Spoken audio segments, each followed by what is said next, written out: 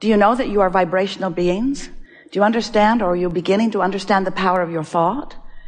Do you know that the thoughts that you think are carving out passageways? That you are literally making paths toward future manifestations? But the path that you are on right now, while you're feeling whatever emotion you're feeling while you're on this path, is letting you know what the manifestation is going to feel like when you reach it. We've enjoyed this interaction immensely. Well, that really is what the creative process is, because as you stand in your now, whatever you are giving your attention to is causing you to offer a vibration.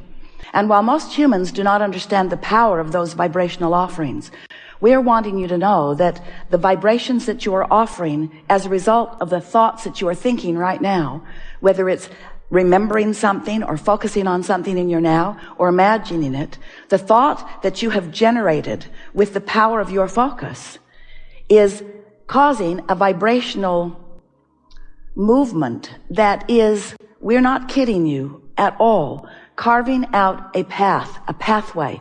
We call it the path of least resistance. You carve it out by your attention to it. So when you give your attention to something for as little as 17 seconds, there's not much momentum in that thought, not much carving out of that pathway.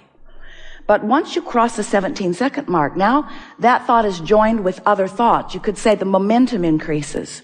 And now the thought is more powerful, and the carving out the pathway is more powerful. Maintain that for another 17 seconds, and still more momentum and more powerful carving out of a pathway that is leading you to a potential manifestation. Cross the 68-second mark, which is just 4 times 17. What happens is there is now enough momentum going that you are pretty much committed for now to that train of thought. So what happens is, well, let's start here. A belief is just a practiced thought. A belief is just a thought that you think often. So the beliefs that you hold have carved out pathways that make evidence of those beliefs come to you. Most humans say, oh, wait a minute, Abraham, you have it backwards, because I saw it and that's why I believed it. And we say, we know it seems like that because there are plenty of things for you to observe. And when you begin to catalog them and pigeonhole them, you come to believing in them. But you are the creator of these pathways. And these pathways are the pathways. That was very clever. To the future manifestations. So there are a lot of things that happen with our physical friends. First, you kind of want there to be the manifestation. That's really what you think you're in it for. But as we play with you longer, it is our desire to convince you that while the manifestations are lovely and we want you to have all of them that you desire, it's the constantly being on a path that we want to draw your attention to. Because when you get some momentum going about something unwanted and you don't know what to do because the momentum has you, you say to us, it doesn't feel to me like I'm thinking those thoughts. It feels like those thoughts are thinking me. That's what momentum is. That's what beliefs are. We want you to realize that you have open pathways to things wanted and not wanted. And we would like to help you to gain creative control of your pathways. We would like you to become a deliberate thinker. But in order to do that, you have to understand how the process works. And so we're just going to tell you briefly, we know you've been listening to us for a while, that you are vibrational beings in a universe that is vibrational. And so the power of your focus causes you to harness, so to speak, a vibrational frequency. And that frequency is what brings to you manifestations, because law of attraction matches up those frequencies. Over the years, we've offered a lot of different analogies to help you get your thoughts around this vibrational world, because you live in a very see it, hear it, smell it, taste it, touch it world. And what you translate with your physical senses is so satisfying to you, you're really, at least in the beginning, not that excited to hear about the vibrational world that really is what is happening. So we explain to you that your emotions help you to know what your vibrational frequency is. But it's not just what your frequency is. It's not just what your vibrational offering and therefore rendezvousing with things like it is. It's your vibrational frequency in relationship with the frequency of your true heart, with the frequency of your true desire, with the frequency of your most expanded beingness, with the frequency of the source within you. And so here's just a scanty version of how it works. You were source energy before you came into this body, and that larger part of you still remains that source energy being. So you are an extension of that source energy being, which means you have potentially two vibrational frequencies going on all the time. The frequency of who you are on a source level, and the frequency of who you are allowing yourself to be right now in this focused moment. Humans like to refer to that source part as soul. We call it your inner being. Mankind calls it God from time to time, in fact, often. But we want you to realize that that non-physical part of you that did exist before you came into this physical body still exists now that you're in this physical body. And that while you are here in this body, sifting and sorting as you knew you would, in this magnificent variety of a time and space, you are all day, every day, coming to personal is such a good word. Selfish, another really good word. Personal conclusions about what you would prefer. And each time that happens, you send out a rocket, a vibrational rocket. Bear with us because we're trying to make this vibrational tangible enough that you can see it and feel it. So here emanates this rocket, which causes an expansion of who you really are because of what you've lived here in this physical body. It also causes a potential for a split in your energy, because as you launch a rocket about something that you have now decided that you want, but you have not practiced the vibration enough to be up to speed with it, now there's a vibrational gap within you. It's what we call resistance. It's what contradicted energy is. And it is, in fact, the only reason that you ever feel bad in any way at any time. So as you launch these rockets all day, every day, and you can't stop it. As you launch these rockets, you are expanding. The question that this gathering wants to help you to ask more clearly and to answer is, are you keeping up with your own expansion? So each time you launch one of those rockets, you are causing a pathway to open, a pathway to who you really are.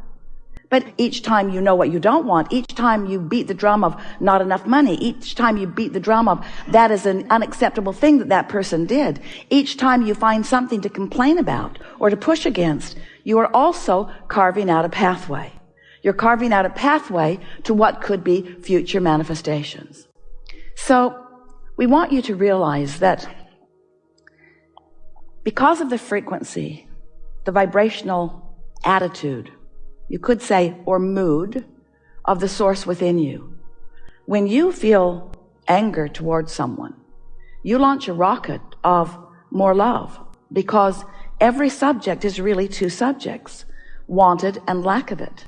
That's the way this entire universe is.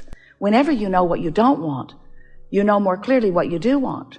And whenever you know what you do want, you know more clearly what you don't want. So what deliberate creation is identifying the difference between wanted and unwanted, and then focusing in the direction of wanted. That really is the simplest example of what deliberate creating is. Your inner being, the source within you, is with you all day, every day.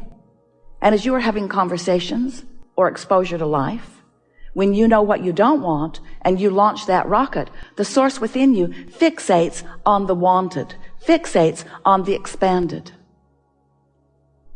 The easiest way, and it may take a little practice on your part, for you to really come to know the existence of that inner being, the existence of that expanded version of you. The easiest way for us to help you know that that part of you does exist and is vividly, actively offering vibrations is by the fact that you have emotions, because your emotions are your indicator not only of the existence of that part of you, but of your relationship right now, your vibrational relationship right now with that part of you, with that non-physical expanded version. In other words, when you are in a moment of feeling passion, you are so in sync with that part of you that there is no vibrational gap. You are tuned in, tapped in, turned on to that source energy. And the whole of you is focused in this moment, having this conversation, having this experience. When you feel the emptiness of an emotion like anger or fear or depression, when you feel discouragement or even a lighter negative emotion like overwhelmment, those emotions indicate that you're not in perfect sync with who you are. There is a vibrational variance that you are translating through your emotional center. That's how you can most know the existence of that larger part of you. And you're in this moment vibrational relationship with that larger part of you. So we want you to know that once you accept that that part of you exists, and once you begin to pay attention to the way you feel, now you have deliberate creative control of your own experience. Now you can, we're not kidding you at all. Now you can have deliberate control of your own experience. You cannot control what goes on around you in the sense of you don't have deliberate control of other people's experience, but you have deliberate control of your experience and your response to them. Oh, it's such a wonderful thing to have. It's so nice to be so tuned in with this energy of well-being, to this energy of clarity, to this consciousness of clarity. It is such a delicious thing to have tuned yourself little by little to the frequency of the whole of who you are, so that you can then begin to live your life as you've intended here in this physical body. You said, I'll go forth and I'll sift through new, and I'll come to new awarenesses of new desires. And in the beginning, they'll feel odd to me because they're new, and I will not have yet practiced the frequency of them. But I know that the source within me will achieve vibrational alignment with that new desire in the moment that I launch it, so that I will have a touchstone, a vibrational touchstone. I will have a guidance system so that I will know in every moment by the way I feel whether I'm on the path to something wanted, whether I'm on the path to my own expanded beingness, or whether I'm off the path, whether I'm being off the path then on the path to something unwanted. Have you been listening to us for a while? Yes. Bless you for your patience and your willingness to hear yet another analogy and another analogy and another analogy, wanting to help you to bring to your physical experience, to this powerful moment in time, context of how it all fits together. Not for the sake of the expansion of the universe, because that happens whether you understand the context of it or not. In other words, expansion is happening. Your own expansion is happening. Not for expansion of the universe are we delighted about your willingness to understand this, but for the deliberateness of capturing your own moment by moment joyous experience. It's supposed to feel good to you. You're supposed to vacillate between something that's really fun and something that's interesting, something that's fascinating, something that calls you. In other words, not one of you said, I'll go forth and I'll be the one who suffers. I'll go forth and I'll stir it up and I will deliberately hold myself in vibrational resistance to my own expansion. And so I'll have a lot of struggle and a lot of pain and a lot of grief. And when others look at me, they'll feel better about their lives. None of you said that.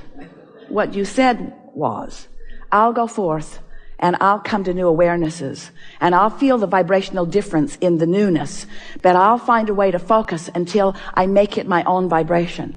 And when I do, then manifestation will come as demonstration, as actualization, as manifestation of the thought that I've been holding.